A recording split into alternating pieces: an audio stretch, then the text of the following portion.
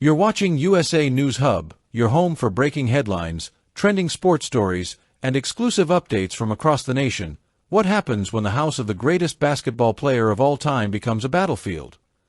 What happens when Michael Jordan's legacy collides with zoning laws, angry neighbors, and a quiet nature preserve? This isn't just a real estate story.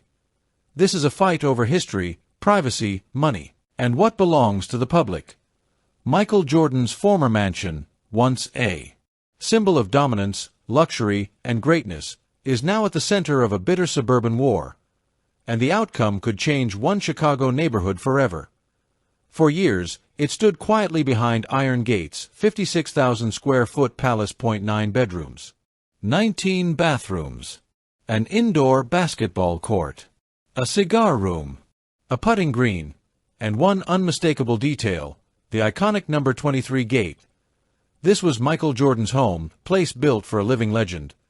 But today, it's something else entirely. Because after sitting unsold for 12 long years, the mansion has ignited a firestorm that nobody in Highland Park, Illinois, expected. House the $29 million dream that never sold. Back in 2012, Michael Jordan listed his mansion for a jaw-dropping $29 million. T the time, it seemed reasonable. Jordan wasn't just a sports icon, he was global royalty. But the market disagreed. Year after year, the price dropped. $25 million.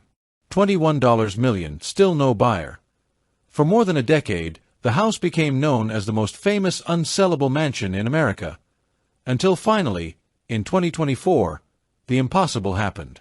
Moneybags sold at last. The $9.50 million shocker. The mansion was sold for $9.5 million, less than one-third of its original asking price. The buyer, John Cooper, partner in a commercial real estate firm. Not a basketball player. Not a celebrity. But a businessman with a vision. And that vision would soon divide an entire community. Trophy Champions Point. A new name, a new plan. After purchasing the estate, Cooper renamed it Champions Point. The name alone raised eyebrows. But it was only the beginning. Behind closed doors, Cooper was preparing something far bigger. Something bold. Something controversial. He wanted to turn Michael Jordan's former home into an immersive sports museum. Classical building, the museum plan that sparked outrage. According to reports, Cooper has submitted requests that would convert the mansion into a tourist attraction, allow regular public tours, create a special-use zoning permit, build a 120-foot pedestrian path, provide access through a neighboring public nature preserve, use the preserve's parking lot for visitors, and perhaps most shocking of all, the legendary number 23 gate would be moved from the front entrance to an interior location. To some fans, it sounded like a dream. To neighbors, a nightmare. Pouting face, the neighbors strike back. Highland Park is known for its quiet streets, privacy, nature. And suddenly, residents were facing the idea of tour buses, crowds, foot traffic, noise, all funneling through a protected nature preserve. One neighbor didn't hold back, and an email to city officials, later posted publicly, they wrote, "A nature preserve exists to safeguard fragile ecosystems, not to facilitate the monetization of private property." That single sentence captured the anger and the fear. Deciduous tree, the nature preserve controversy.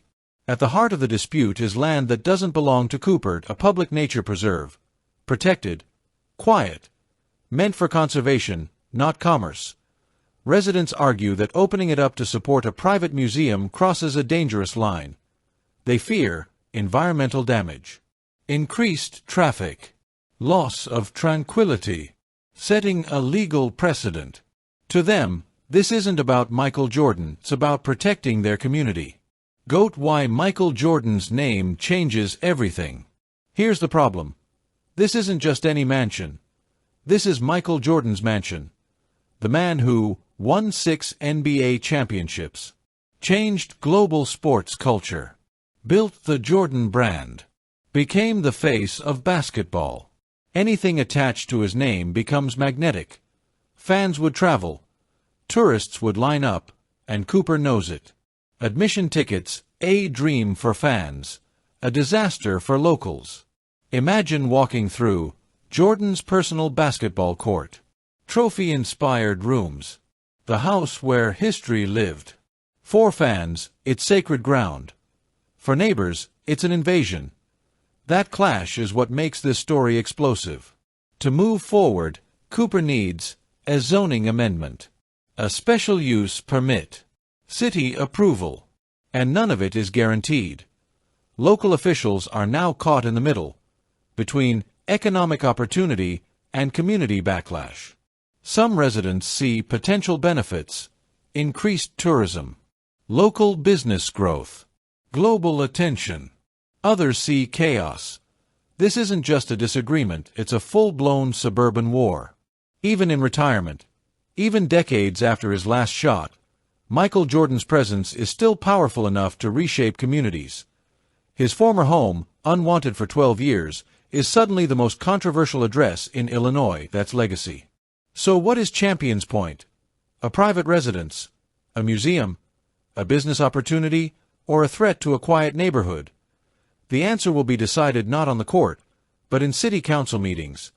And whatever happens next, Michael Jordan's mansion is no longer just a house, it's a symbol. Don't forget to like, subscribe, and hit the notification bell so you never miss a story that's shaping America and the world. We'll see you in the next update.